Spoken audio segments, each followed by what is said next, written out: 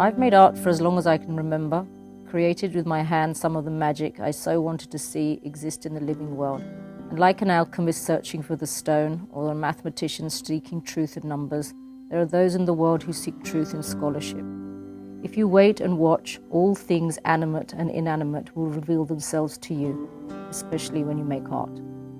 My name is Bharti Kher. I'm an artist. I live in New Delhi. I've been in my studio for 5 years now. I think what I was attracted to that space was I needed a really clean area for the bindi works and a completely separate area for the sculpture works. So the bindi is a marker. It's worn on the forehead between the eyes. It's a representation of the third eye. So it really is the point of consciousness in your body and your mind. It's a marker of seeing.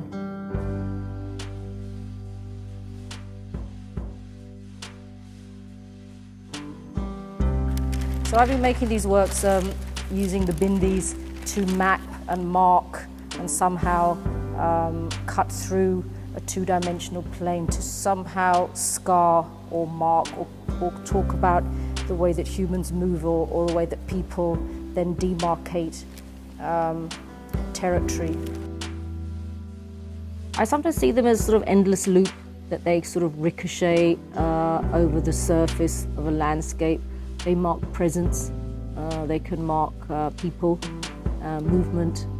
And I think right now in the world, mapping, migration, issues of borders have become strangely, probably for the first time in the 20th century, even more issues that require greater urgency for the world to see, as there is more and more conflict and people seem to be moving a lot faster. And so by using the bindis as a metaphor for the eye, I'm sort of asking, how do we see, again, territories? How do we see the place that we call home?